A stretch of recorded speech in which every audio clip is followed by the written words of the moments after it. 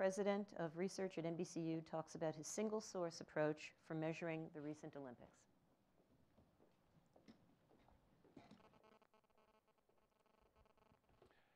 Hi, so every 2 years, NBC really has the privilege of presenting the Olympics. It's an incredible franchise, as you all know. But from a research perspective, it's the best thing since ice cream, chocolate cake, sliced bread, because it gives us the ability to get a glimpse into the future. And the reason is, when you do research around the Olympics, you're dealing with a huge amount of content. You're dealing with content that cross all platforms. You're dealing with enormous consumer behavior, consumer consumption, which basically enhances the experimental effect. And it takes place over 18 days. So you can begin to see sort of trends emerge. And we've been doing this in what we call the billion-dollar lab since Torino in 2006. And it's a fascinating look at sort of contemporary, but more importantly, what consumer behavior may be in the future. I'm not going to present the billion-dollar lab here today. I ought to mention, by the way, a couple of years ago, I did the billion-dollar lab, and somebody came up to me and said, "You guys get $1 billion to do research on the Olympics?" I corrected them by saying only Artie Bogren and ESPN gets $1 billion, but those sub fees are amazing. I'm not bitter, but I just thought I'd mention that. But anyway, one of the things that we look at with respect to the future is measurement. We've always tried to see whether we can push the envelope in measurement. And what I want to show you today are some things out of that lab that really pertain to what we're talking about today, the way in which we could measure cross-platform. And we did it with our partners at ComScore, which was a single source study. And I want to talk a little bit about that methodology. The single source methodology really does have the good, the bad, and the ugly. The good is that it's media behavior on all devices that's collected from the very same respondent. One person provides all the information. And it allows reporting of true simultaneous device use. There is no fusion, there is no ascription, there is no modeling. The bad is that it requires an opt-in panel. There is response bias because not everybody is willing to participate. It's very labor intensive. There's a recruitment for the panel. You have to register all the devices. You got to maintain the panel. And then there's the ugly. It's very, very expensive. You have to pay incentives, but more importantly, you've got to maintain a large panel that's spread out all across the country. And finally, frankly, it may be impossible to scale this up to measure the contemporary media environment with respect to not just the fractionalization of, say, television and the other media, but the internet. Now, I just want to make one thing clear. This isn't, as I see it, a bake-off or a beauty contest. It's not to say that single source is better than what Artie just showed. In fact, I think it's great stuff, and we're participating in the blueprint next step. But I just think that if we're going to be looking at this thing as an industry, we need to begin to think about different kinds of ways that we can crack this multi-platform code. So let me show you what we did with ComScore in the Olympics to give you a sense of what single source can do. First of all, the panel. We had 317 panelists. You had to be tech forward, which meant that they all had to own a TV, a laptop, PC, a tablet, and a smartphone. Okay? We didn't give them any device. And they had to be an Olympic enthusiast. You had to say you were interested in watching the Olympics because we just didn't want to waste any of those precious 300 people on somebody who wasn't going to watch our stuff. Secondly, the measurement. It was continuous passive set-top box data that we used, so it was all electronic, and the only thing that people had to do, because set-top box doesn't have demos, was to punch into an app that they downloaded on their smartphone to let us know who they were. And so we knew when they were watching and who was watching, and so we actually got demos.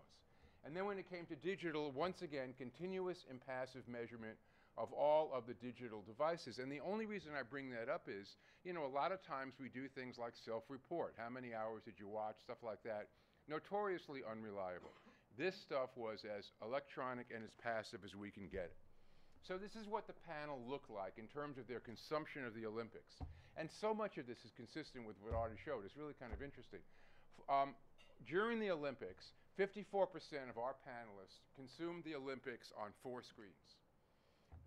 33% consumed them on 3 screens, and only about 12%, were TV only and 2 screens. Not surprising, but also from other work that we've done, this is not something that looks really crazy. In other words, I can never generalize out of this panel of 300 people to America, but these were not crazy guys from another planet. I mean, they were very, very consistent in how they behaved. So let's take a look at some of the things that we learned. First, the average time that was spent per day by person, and we're indexing it against the total across all the platforms. One of the things that's fascinating about this is that 18 to 24-year-olds spent about the same amount of time as the old guys. We know from the Olympics that the Olympics is an older skewing franchise. The idea that younger folks would have a very similar kind of interest in the Olympics was actually kind of startling. And the reason I bring up 18 to 24 is that what we found was that when we looked at this stuff across the board from 25 on, it didn't look that different. And I'll just say one other thing about the 18 to 24s, because they really were outliers.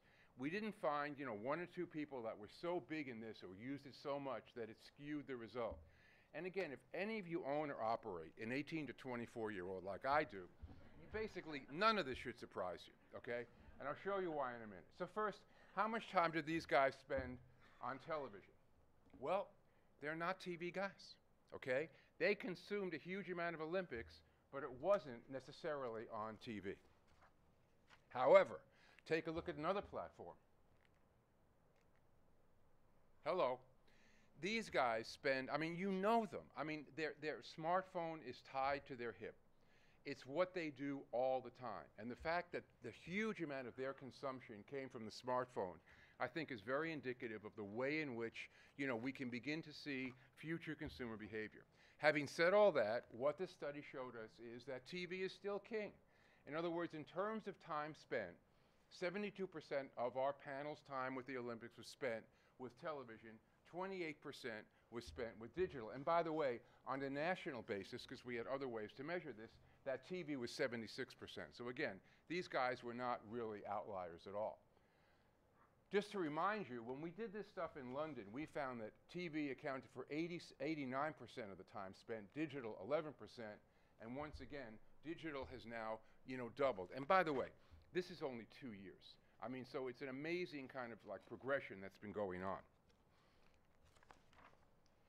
Having said that, when you look at total day, once again, you can see that for the 18 to 24-year-olds, 2/3 of their time, total day with the Olympics, wound up being spent with digital versus 24% for the rest of the population. And if you look at the bottom, you can see that this is all being driven by the smartphone. Now, I don't have a chart here, but I can just tell you that that's total day.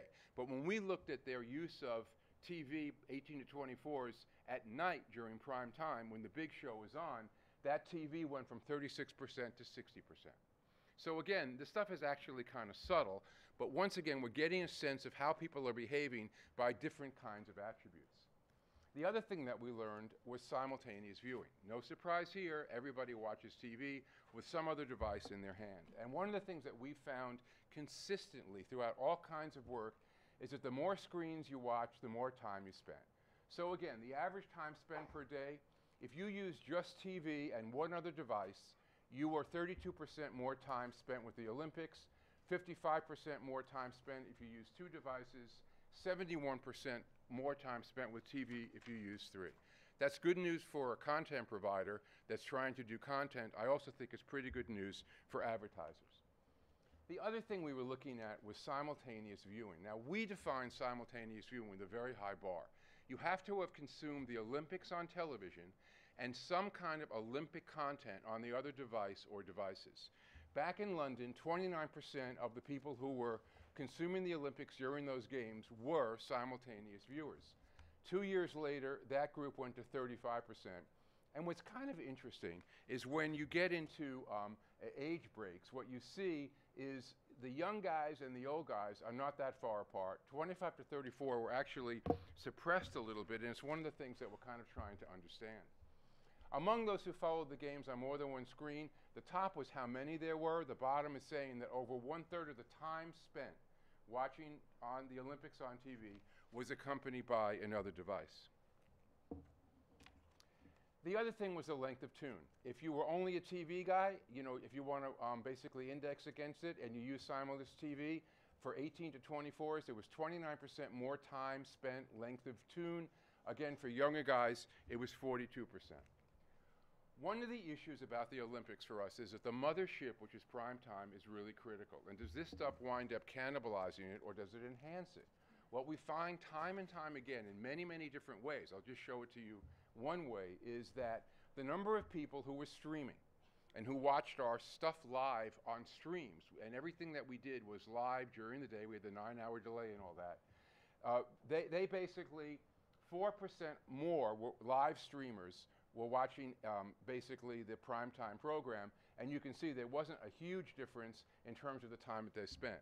What this is really about is do no harm. The idea is we want to extend the Olympics on all kinds of platforms without affecting prime time, and that's kind of the case.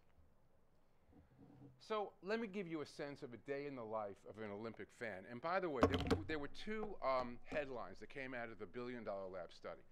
The first headline was that it was the first curated Olympics. It was the first time, because we put everything out there and people had the technology, that you could design the way in which you wanted to consume it. And the second thing was mainstreaming. This behavior across platforms is not confined to 25-year-olds who wear black and live in Williamsburg. It is broad and very, very consistent across all demos. So I'm going to show you 3 guys, 3 days in the life, okay? The first is a male teenager in Orlando. He's 18 years old. And the way you read this is that basically on the bottom is the time, and then what you can see with the different blocks are the various devices. And you can see the huge amount of multi-platform, consumption that's going on. So for example, at 1 a.m., only an 18-year-old's up at 1 a.m., basically they're watching the NBC TV network, and at the same time, he was on his tablet and did a little bit of phone stuff as well. Okay, so as you go down, I'm not going to spend the time right now to go through each of these things. What you see is a huge amount of cross-platform consumption. In fact, this guy followed the game that day for 7 hours. Half the time, he followed it on his smartphone. 35% of the time, he followed it on TV. 14% on the tablet. No PC, no laptop. So retro. He watched the Olympics on television for 2 hours and 40 minutes. All but 13 minutes of those 2 hours and 40 minutes, or 91%, was accompanied by at least one other screen, if not 2. So that's a young guy, and we probably shouldn't be all that surprised. Let's go up a notch in the generations to a working mom, mother of 2 in Fresno. She's 46 years old. The way you look at this is she was up at 2:30 on her tablet. And by the way, it's electronic, so this is not like I thought I was up. I mean, she was up, she was providing us with data. Went to sleep. The red at the bottom tells you, this stuff here, tells you that she was out of home. Where she was really was at work. And what you can see is that, she came to work, she did a quick phone thing, and then she was on her PC, probably her work PC, while she was on her tablet. Somewhere around 9:45, she watched the women's half-pipe live stream. I'll come back to that in a minute. Then she actually did a little work for a while. We're always sensitive at the Olympics about hurting the American GNP by having people off their jobs. But, a couple of snacks. And as you can see, she went home at 4 o'clock.